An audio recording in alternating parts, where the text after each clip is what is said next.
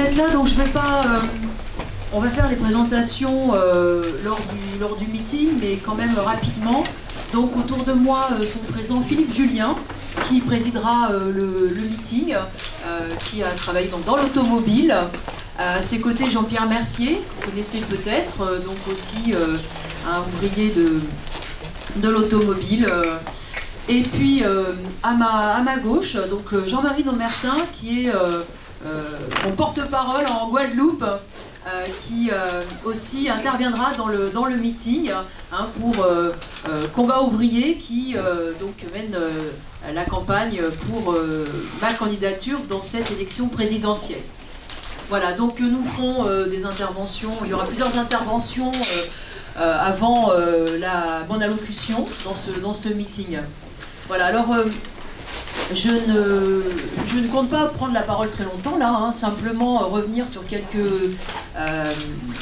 sur notre démarche dans cette campagne électorale, et puis ensuite je répondrai plutôt à vos questions.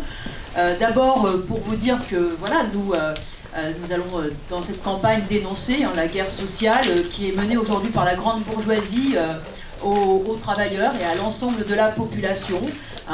Cette guerre sociale est menée à coup de suppression d'emplois, de licenciements, de fermeture d'usines, d'aggravation des cadences, d'aggravation de l'exploitation tout simplement. Et nous appelons les travailleurs, les ouvriers, les employés, les chômeurs à ne pas tomber dans cette mascarade électorale et à ne pas regarder les pantins qui s'excitent sur la scène politique, mais à regarder plutôt ceux qui tirent les ficelles et qui sont justement à la tête de ces grands groupes capitalistes. Parce que, quel que soit celui qui sera élu, cette politique patronale de s'enrichir sur le dos du monde ouvrier continuera, et le prochain président de la République se mettra au service de cette grande bourgeoisie et l'aidera à attaquer la condition ouvrière comme à chaque fois. Donc nous appelons au contraire dans cette élection les travailleurs à affirmer qu'ils existent, qu'ils ont des droits et qu'ils se battront pour les imposer. Nous en appelons à un vote de conscience, de fierté ouvrière et de combativité ouvrière. Nous appelons les travailleurs à mettre en avant leurs intérêts, leurs revendications. C'est d'abord évidemment d'éradiquer le chômage. Cela passe par une mesure toute simple qui paraît tellement élémentaire.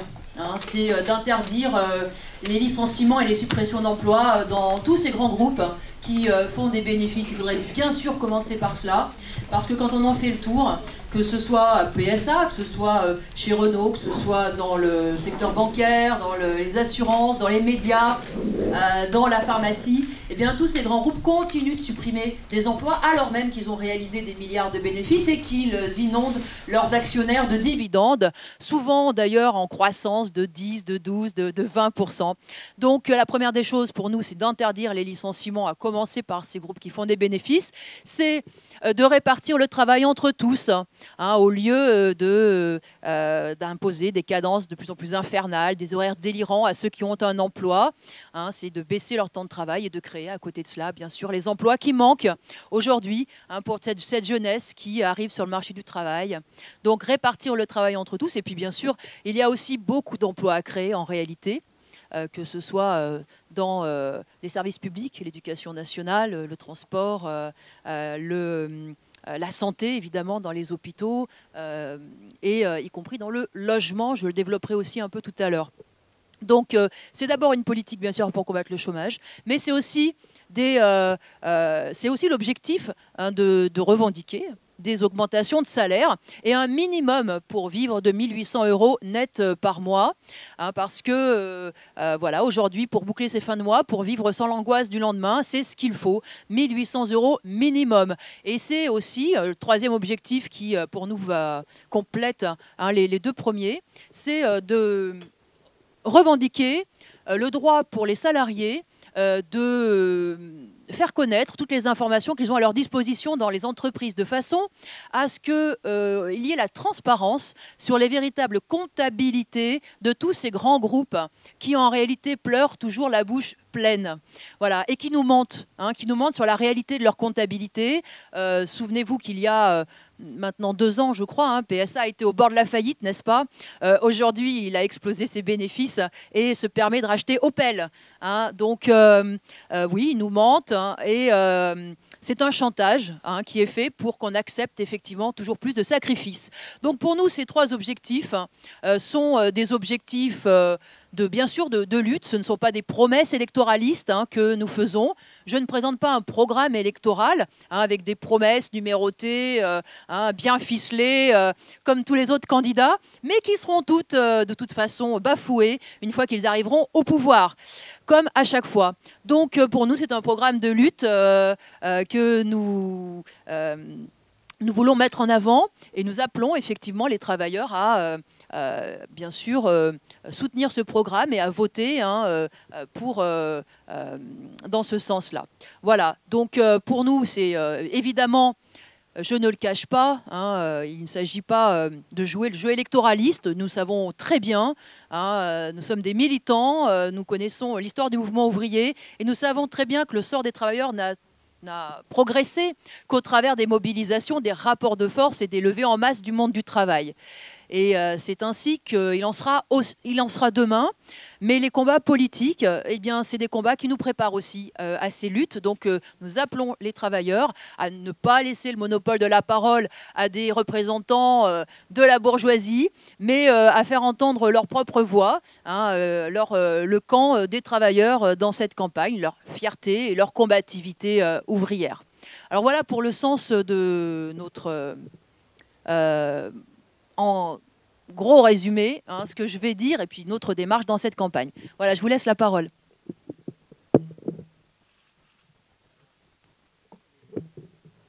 Oh, un micro, c'est bon, ouais. Proposez vos questions. Donc c'est une conférence de presse courte. Le meeting commencera dans pas longtemps, mais allez-y. Bonjour Madame Artaud, Lucille Bréau, Radio Classique. Vous en appelez à la combativité ouvrière. Aujourd'hui, les ouvriers, majoritairement, ils se tournent vers Marine Le Pen. Comment vous expliquez que le discours de lutte ouvrière soit pas audible aujourd'hui, au même titre que celui de Marine Le Pen? Et comment vous répondez à la présidente du Front National qui capte cet électorat? Alors, d'abord, je pense que vous vous trompez.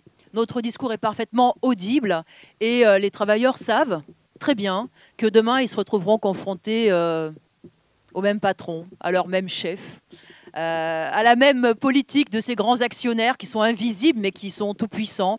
Ils le savent pour le vivre tout simplement. Simplement aujourd'hui, oui, ils ne sont pas conscients de leur force et de leur capacité de changer cela. Ils ne le mesurent pas. Je pense que ce qui se passe en Guyane, je pense que les travailleurs en Guyane, justement, là, découvrent, dans cette mobilisation qui est en train de se développer, redécouvrent leur force collective, redécouvrent comment ils peuvent effectivement agir par en bas et peser par en bas. Mais aujourd'hui, vu effectivement le peu de lutte de ces dernières décennies, cette conscience-là a reculé. Et c'est ce qui fait place effectivement à l'électoralisme, à la recherche d'un énième charlatan, je dirais. Et vous savez, l'électoralisme, il est ancré. Il est ancré de ce simple fait, d'ailleurs, que tout dans la société mène à ce que les travailleurs et les exploités subissent et se taisent. Regardez ce qui se passe, y compris dans les entreprises. Dans les entreprises, toutes les décisions viennent d'en haut et les travailleurs n'ont qu'une chose à faire, trimer et se la fermer. Donc tout dans la société, effectivement, les amène à cela, à penser qu'ils doivent s'en remettre forcément à une classe de politiciens, à un président de la République pour changer leur sort. Et nous savons que cela changera, effectivement, au travers des luttes collectives et des expériences, des grèves, des manifestations. Donc nous sommes tout à fait conscients de où nous en sommes et nous savons aussi que voilà, le courant que nous représentons, eh bien, de ce point de vue-là, offre effectivement la seule perspective d'avenir pour le monde du travail. Et dans cette campagne, justement, moi, je pourrais combattre les idées du Front National quand d'autres, quand tous ceux qui monopolisent la parole politique, parce que moi, je veux bien aussi qu'on on souligne le fait que lutte ouvrière, face au Front National, n'y arrive pas, mais je voudrais quand même faire remarquer que ceux qui aujourd'hui ont pignon sur rue, ceux qui monopolisent la parole politique, c'est la droite, c'est le Parti socialiste. Et que font-ils par rapport à Le Pen ? Eh bien, ils lui servent la soupe. Ils amènent de l'eau au moulin de Marine Le Pen. Alors évidemment, nous, dans tout ça, avec notre petite voix et notre courant, eh bien, on a bien du mal à renverser la vapeur.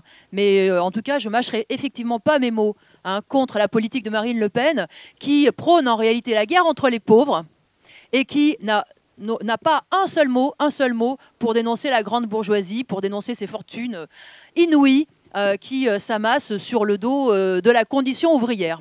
Donc je profiterai aussi de cette campagne, bien sûr, pour dire aux travailleurs qui regardent de ce côté-là, qu'ils se trompent et qu'ils se tirent une balle dans le pied s'ils apportent leur voix au Front National.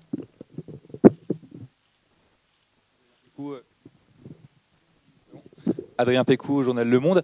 J'aurais deux courtes questions. Vous évoquez le climat évidemment particulier qui règne autour de cette campagne. Est-ce que vous avez le sentiment que qu'il est plus compliqué aujourd'hui pour votre formation, mais en règle générale, de mener campagne que par rapport à 95 ou 2002 pour Arlette Laguiller? Est-ce que c'est plus compliqué de faire entendre votre voix? Et deuxième question, que vous inspirent les récentes déclarations de patrimoine des 11 candidats, dont vous-même, à la présidentielle? Alors, la première question, cette campagne est plus violente. Je dirais que c'est une tempête dans un verre d'eau, honnêtement. Parce que franchement, que les politiciens mettent la main dans le pot de confiture, oh là là, quelle surprise!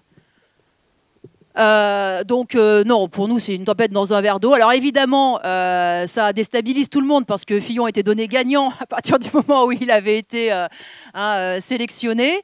Effectivement, il avait un boulevard devant lui et patatras, tout ça est effectivement compromis par la découverte de son goût pour l'argent.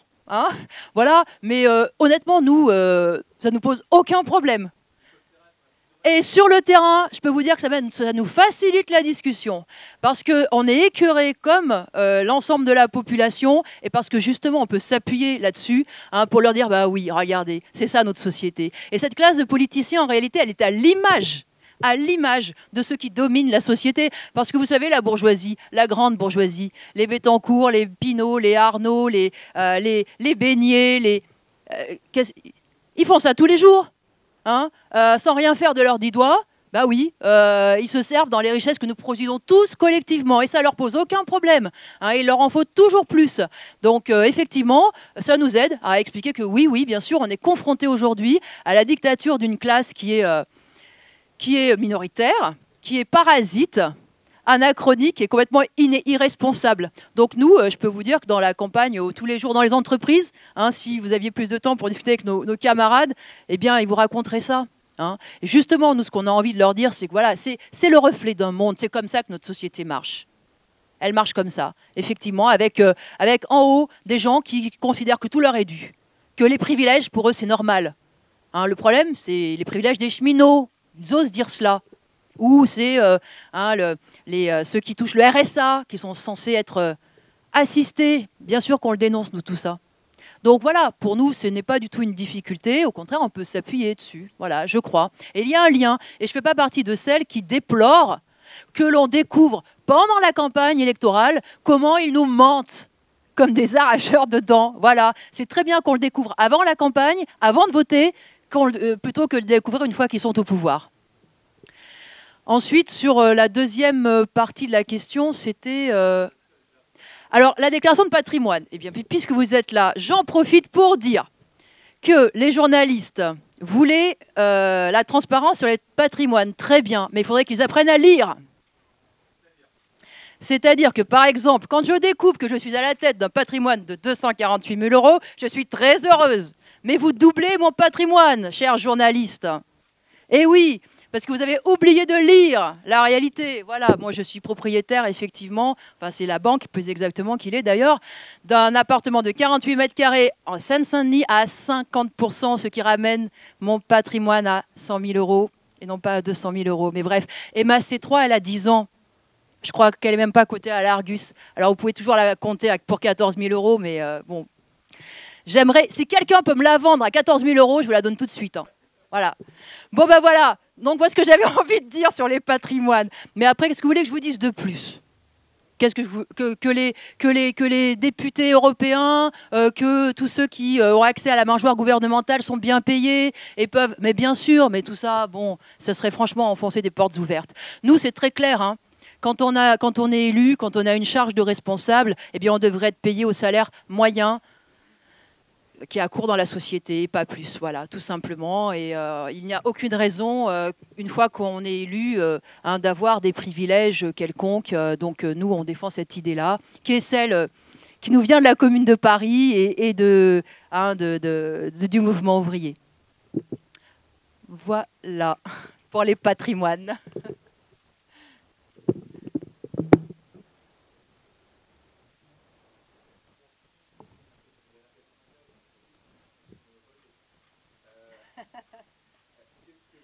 Ce que vous accordez à la présence d'Arlette Laguiller pour ce meeting national, c'est quand même pas rien dans le paysage politique français. Je vous fais pas dire. Non, mais qu'est-ce que ça veut dire pour vous Ah, mais de toute façon, nous avons toujours revendiqué la continuité. Hein, et effectivement, Arlette Laguiller a incarné et incarne encore. Parce qu'effectivement, elle continue de se battre à notre côté. Elle est à la direction de lutte ouvrière. Elle sera à la tribune. Elle va prendre la parole. Elle incarne le camp des travailleurs, hein, notre combat depuis que nous existons. Donc évidemment, cette continuité, nous la revendiquons. Et elle est à mes côtés dans cette campagne. Donc vous l'entendrez hein, tout à l'heure. Hein, et bien sûr, elle me laisse le porte-parole là.